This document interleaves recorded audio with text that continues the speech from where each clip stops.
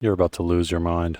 Today, I'm going to teach you some of the strengths of ADHD and tell you how to hit them harder so that you can get more value out of them and have a better life faster. That is what you'll get by watching till the end of this video. So the first thing I want you to realize is that disability means different abilities. You can think of a disability or having a different neurotype as different classes in a video game. So the neurotypical is like a knight. They have a sword, they're very reliable, they can get the job done, they're pretty much good at everything, they're well-rounded, and this is great. This is awesome. ADHD is similar in a lot of ways. They tend to be very well-rounded, but their playstyle is completely different. When you have ADHD, you're more like a spellcaster. Things are going to be a little bit more erratic. There's going to be more management of mana, and it's a little more difficult in the beginning. Like, they're not as good or reliable as everybody else in the beginning. But both of these guys are extremely valuable for the party. And the reason that the ADHD brain is like this is because it is not optimized for stability or consistency. That is basically thrown out the window when you have ADHD. It's much, much harder to capture these due to you having a shorter frame of time, like your sort of window of reference is shorter. And a huge factor for this is habits. When you have ADHD, it's very hard to form habits because your brainstem is partially underdeveloped, and this could be considered a part of the disability, where this part of your brainstem is supposed to help you with automating behavior, and it's not doing its job. It's the part that helps you form habits. It's still there, it's just weak. So it's much, much, much harder for somebody with ADHD to form a habit. But this is where it gets interesting. Due to how our dopamine works, we're almost inherently more easily addicted. And I think you can see where this is going. The ADHD brain does not form habits. It does not form repeated things that you do habitually. It does, however, form addictions. And so you could just swap the two out. And going back to the spellcaster sort of archetype here, this is a more intense playstyle. It's more chaotic and more intense. And that is what ADHD people are really good at. We're really good at being intense. In fact, the way that the dopamine works in our mind means that we're almost inherently led to that. Like, that's the natural conclusion to come to, is to be intense about something. So that's a huge strength. We have this huge strength where we are willing to go farther than most people. And in fact, our neurochemistry sort of enables it and promotes it. Where it's like, you're going to either be extremely lazy, not getting anything done, or you're going to be intensely in the game, sort of addicted to the game, going for gold. And there's basically no in between. Middle gear is very hard for people with ADHD. We work in extremes. Another strength of ADHD, which could be considered another part of the disability, is that we have more theta waves going on in our brain. Our brains are sort of closer to a dreamlike or sleepy state. Which I know that sounds a little counterintuitive, but it's because there's more in different regions. Other parts of the brain are actually accelerated. But these theta, or like these you're literally asleep waves, are more present in us just all the time. And these mismatch of waves can lead to anxiety, which 90% of people with ADHD also have an anxiety disorder of some sort. It's another part of the disability, but this comes with a great advantage because these brain states that you're operating in when you have ADHD, we find are the best for creativity. They're the best for out-of-the-box solutions, imaginative, and that is extremely powerful. And I want to help you realize something here, a powerful mindset about challenges and problems. When somebody goes through a challenge or a problem or a trial of some kind, what happens is they realize, oh no, I'm not good enough. What this leads to is them having to do something to become better. Now, when you're ADHD, you might think, oh, my options are so limited. Like, what am I going to do? Like, my brain isn't doing what it's supposed to be doing. And you can't be negative about it. And I know I'm looking at Reddit, but a lot of people with ADHD are just existing in these echo chambers of people just saying like, oh, life's so hard. It sucks so bad. It's so difficult.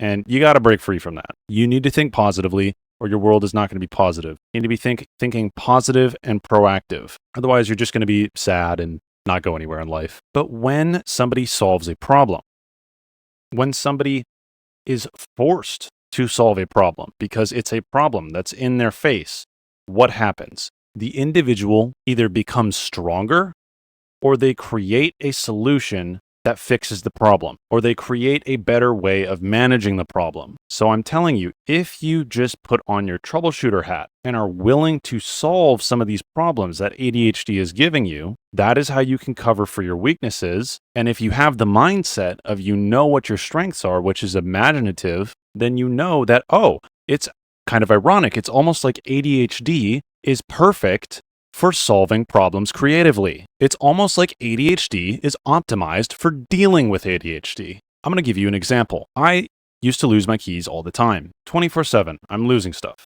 constantly. I know a ton of other people with ADHD. We lose stuff all the time because of object impermanence. That's one of the symptoms. And because of our shorter context frame of time. It's like we have low RAM, like our brain can't remember that far. A normal person, they lose their keys, they're screwed. But the person with ADHD has lost their keys so many times. And if you haven't done this, you need to do this, where they've realized that it's a problem. They become aware of the problem. That's the first step. They solve the problem. Second step, by going out and getting a high visibility lanyard, and they keep this thing on them at all times. They go to sleep with it on. They got the key in a comfy little case where they can just roll over on it.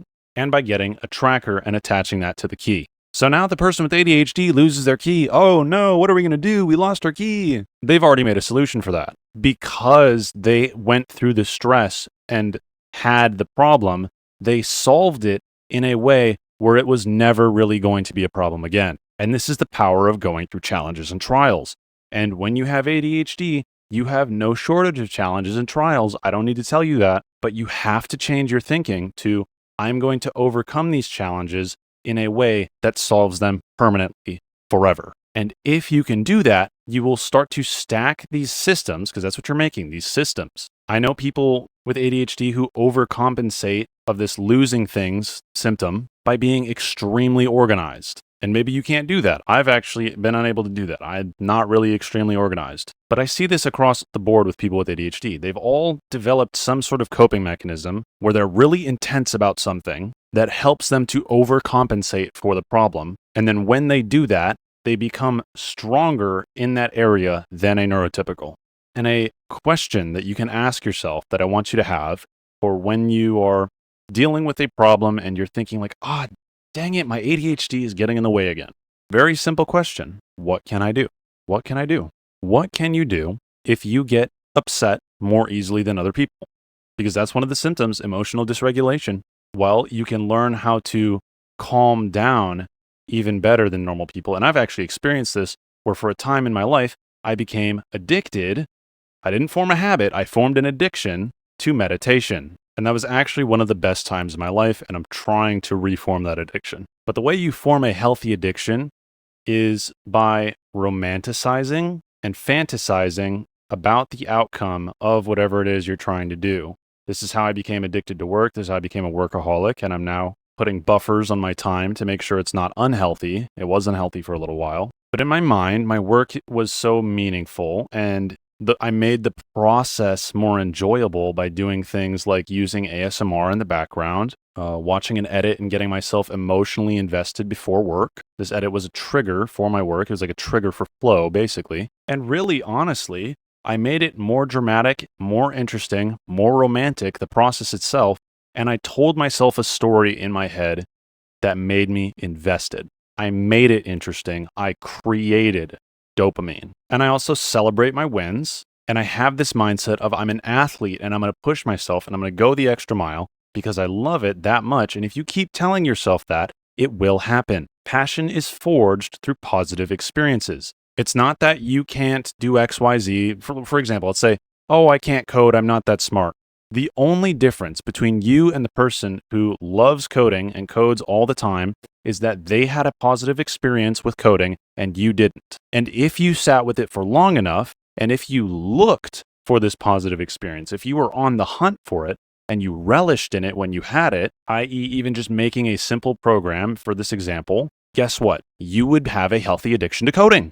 You would be no different than them. You can do anything you want. It's a matter of, do you believe that you can do it? If you don't believe you can do it, you never will. And then have you forged this positive experience? Have you created this healthy addiction to it where no matter what, you're going to come back to it because you like it? That's the goal. That's the idea. And you can build systems to enforce these things. And I'm going to be honest with you guys. I'm going to be a little vulnerable here right now. I have been unable to form a habit of brushing my teeth. I've been able to do it for a few weeks, maybe a few days, but for whatever reason, I just cannot form the habit of brushing my teeth. However, I do have systems in place that ensure that my teeth get brushed every single day. And it is basically tied to this identity of I am a systems builder and I am a winner. And if my teeth aren't brushed, how does that align with that identity? What I've done is I've created an addiction to the excellent standard that I've set for myself. And then even though I don't have this, and I may miss a few days,